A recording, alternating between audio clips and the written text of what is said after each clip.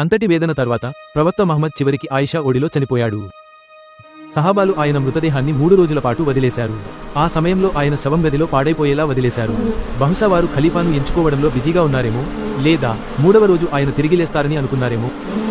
ఇలా ఎవరిలా? నాలా?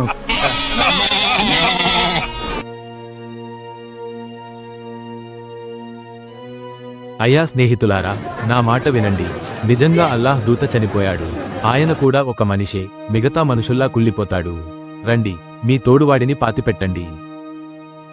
చివరికి సహాబాలు ప్రవక్త మహమ్మద్ శవాన్ని పాతిపెట్టారు. ఇప్పుడు ప్రవక్త మహమ్మద్ మరణంతో ముగిసిన ఆ సంఘటనలను పరిశీలిద్దాం. ఆయన నిజమైన ప్రవక్తనా కాదా అన్నది తెలుసుకోవడానికి. ఉదాహరణకు, జైనబ్ బింట్ అల్ హారిస్ నమ్మింది, నిజమైన ప్రవక్తకు విషయం గురించి అల్లా ముందుగానే హెచ్చరిక ఇస్తాడు, కానీ నకిలీ ప్రవక్తకు మాత్రం ఇవ్వడు. మహమ్మద్తో పాటు ముస్లింలు కూడా ఇదే నమ్మారు. అందుకే ప్రవక్త ఇలా అన్నాడు, అల్లాహ్ నన్ను చంపే శక్తిని నీకు ఎప్పటికీ ఇవ్వడు. మహమ్మద్ విషం వల్ల చనిపోయిన వాస్తవం, అల్లాహ్ తన ప్రియమైన దూతను రక్షించలేకపోయాడని, మహమ్మద్ ఒక నకిలీ ప్రవక్తేనని నిరూపించింది. జైనబ్ ఒంటరిగా అతన్ని చంపేసింది.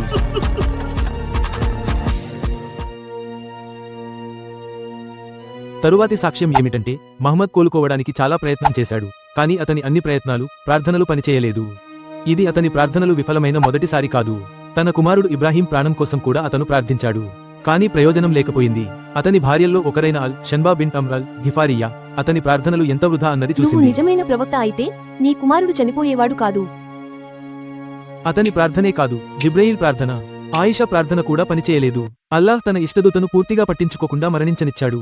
ముహమ్మద్ తానే తనను ఆశీర్వదించబడినవాడినని, సమస్త మానవాళిపై కరుణగలవాడినని, సృష్టిలో శ్రేష్ఠుడినని ప్రకటించుకున్నాడు. కాని ఆయన మరణిస్తున్న పరిస్థితి ఆ మాటలను ఏ విధంగానూ నిరూపించలేదు. ముహమ్మద్కి అత్యవసరంగా అల్లాహ్ అవసరమైన సమయంలో ఆయన ఎక్కడ ఉన్నాడు? సహీహ్ బుఖారీ హదీస్ సంఖ్య 4428లో ఆయిషా వివరిస్తుంది, ఓ ఆయిషా, ఖైబర్లో తిన్న ఆహారం వల్ల వచ్చిన నొప్పి నాకు ఇప్పటికీ ఉంది. ఈ సమయంలో ఆ విషం వల్ల నా గుండెకు వెళ్లే ధమని కోసినట్టుగా అనిపిస్తోంది. ఈ మాటలే ఖురాన్ సూరా అల్ హాఖహ 69 వచనాలు 44 నుండి 46లో ఉన్నాయి. ఆ దూత మేము చెప్పని మాటలు మాకు కల్పించి చెబితే, మేము ఖచ్చితంగా అతని కుడి చేయి పట్టుకుని అతని ధమనిని ఔటా కోసేస్తాము. అంటే అల్లాహ్ చెబుతున్నది ఏమిటి? ప్రవక్త కల్పిత ప్రకటనలు చేస్తే అతని ఔటా కోసేస్తానని. మరి ముహమ్మద్ మరణానికి ముందు ఏమన్నాడు? ఆ విషయం తన ఔటాను కోసేసిందని. తీర్మానం ఏమిటి? ముహమ్మద్ కల్పిత ప్రకటనలు చేస్తే ఎలా చేస్తాడో అల్లాహ్ చెప్పినట్టుగానే అతను చచ్చాడు.